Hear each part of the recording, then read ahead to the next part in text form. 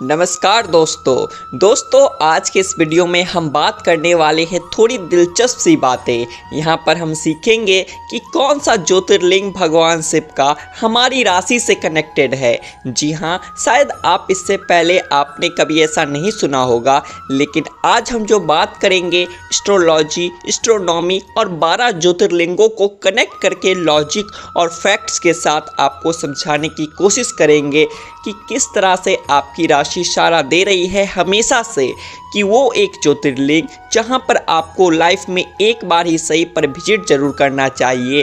और जब भी आप विजिट करोगे तो कोई एक अनोखी अनुभूति आपको जरूर हो सकती है।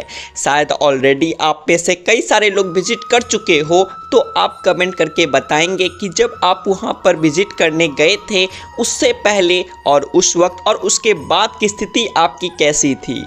दोस्तों, भगवान शिव को समर्पित ये 12 ज्योतिर्लिंग ऐसी जगहों पर बने हैं जिनकी एस्ट्रोलॉजी या फिर एस्ट्रोनॉमिकली कोई ना कोई इम्पोर्टेंट जरूर है। जैसे कि उज्जैन के महाकाल ज्योतिर्लिंग का ही बात ले लीजिए, तो ये कर्क रेखा पर मौजूद है। एस्ट्रोलॉजी में इस जगह से ही धरती की टाइमिंग तय होती है। ऐसे ही अन्य ज्योतिर्लिंग में भी कुछ न कुछ इम्पोर्टेंट जरूर है। शिव को अघोरदानी भी बोला गया है, या शिव जी का जो वो विष है उसको उन्होंने अपने कंठ में रोका है और पूरे ब्रह्मांड को बचाया है। भगवान शिव और उनके ज्योतिर्लिंगों की मैं क्या ही व्याख्या करूं। आप सभी जानते हैं कि भगवान शिव भोले भंडारी भी है, रुद्र भी है। एक्सट्रीम नेचर है उनका। जब भक्तों पर लुटाने पर आते हैं तो रावण जैसे अधर्मी को भी सोने की लंका दान में दे दी थी, और जब गुस्से में आते हैं तो तांडव करके कई सारे यूनिवर्स को खत्म भी कर देते हैं। अब भगवान शिव से जुड़ा ये ज्योतिर्लिंग और उससे जुड़ी आपकी राशि को बेहतर तरीके से समझते हैं। और इसी के साथ अगर आप हमारे चैनल पर पहली बार आए हैं तो बिल्कुल सही समय है, सब्सक्राइब के बटन दबा दीजिए, लाइक कर लीजिए। शुरुआत करेंगे मेष राशि के जातकों से। आपकी अगर मेष राशि है तो आपका संबंध तमिलनाडु में विराजमान भगवान शिव के रामेश्वरम ज्योतिर्लिंग से बनता है। क्यों? मेष राशि में सूर्य देव उच्च के माने जाते हैं। ये सूर्य देव का उच्च स्थान माना जाता है।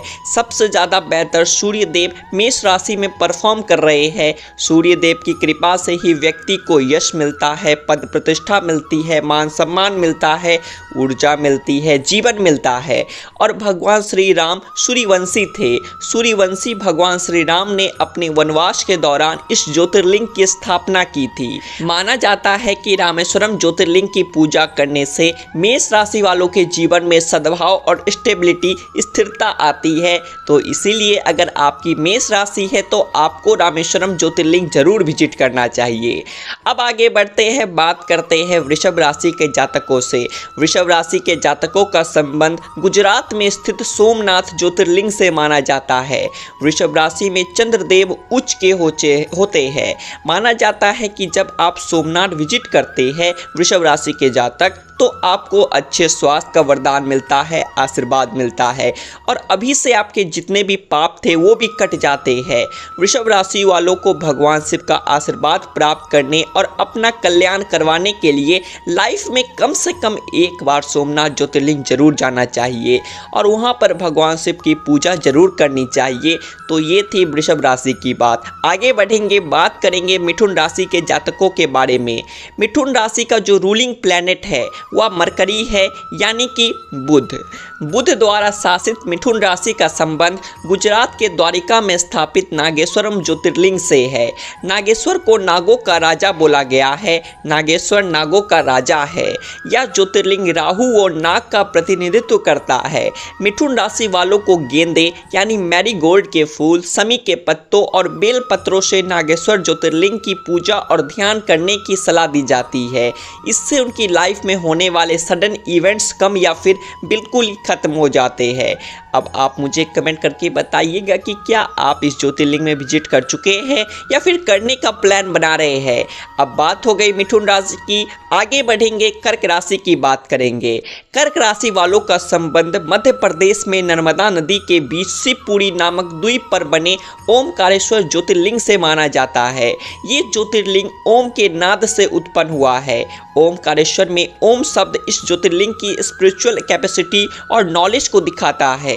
कर्क राशि वालों को अपने जीवन में एक बार जरूर इस ज्योतिर्लिंग के दर्शन करने चाहिए। इन लोगों को ज्योतिर्लिंग का जल व दूध से अभिषेक करना भी बहुत ज़्यादा शुभ रिजल्ट देता है। तो ये कर्क राशि वालों का ज्योतिर्लिंग हो गया, और हाँ, आपको इस ज्योतिर्लिंग में ज़रूर विजिट करना चाहिए। आगे बढ़ेंगे वीडियो में और अब बात करेंगे सिंह राशि वालों से। सिंह राशि झारखंड के देवघर में बने वैद्यनाथ ज्योतिर्लिंग में जरूर आपको विजिट करना चाहिए। इस ज्योतिर्लिंग की स्थापना लंका के राजा और शिव जी के परम भक्त रावण ने की थी।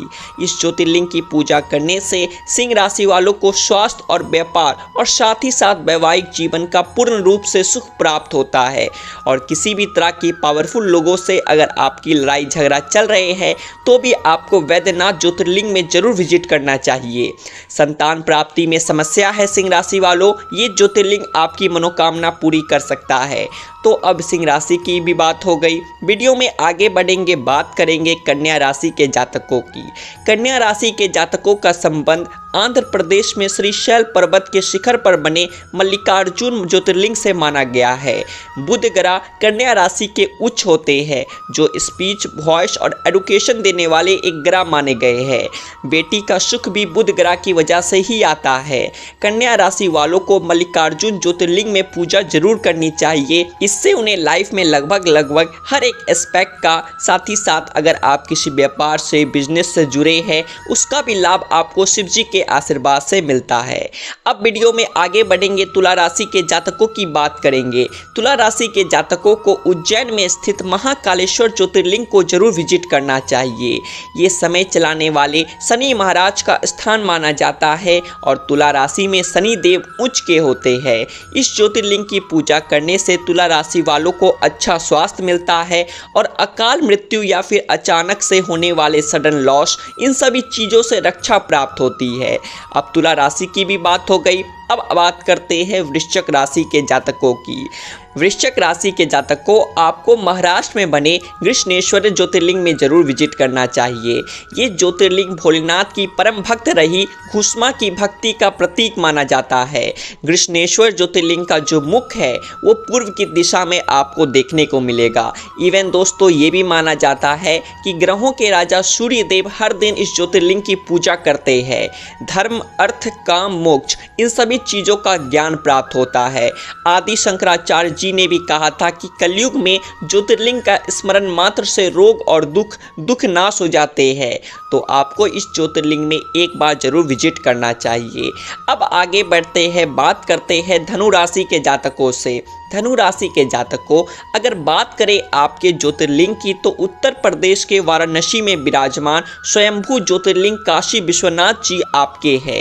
ये केतु का उच्च स्थान माना गया है, जो मोक्ष को रिप्रेजेंट करते हैं। ये ज्योतिर्लिंग व्यक्तियों को मोक्ष प्राप्त करने की दिशा की तरफ ले जाते हैं। उनकी आध्यात्मिक जो रुचि होती है उनको भी इंक्रीज करता है।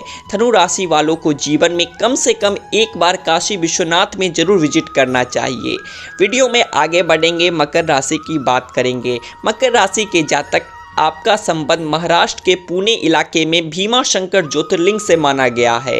ये मंगल देव का उच्च स्थान है और मंगल देव लाइफ में करेज, पावर और एनर्जी देने वाले देवता है, और ये मंगल ही है जो मकर राशि में उच्च के फल देते हैं। इस ज्योतिर्लिंग की पूजा करने से व्यक्तियों को राहत मिलती है, सेहत से जुड़ी समस्याएं खत्म होती है, साथ ही साथ जीवन में कुछ कर गुजरने का करेज मिलता है, साहस मिलता है। कुंडली में अगर मंगल कमजोर भी होता है तो कई बार इसी ज्योतिर्लिंग के दर्शन और यहाँ पर भगवान शिव की पूजा करने का उपाय बताया जाता है।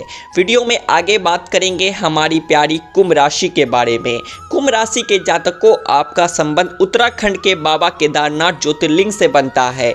इस ज्योतिर्लिंग में जाने से कुंभ राशि के लोगों के सभी मनोकामनाएं पूर्ण होती है।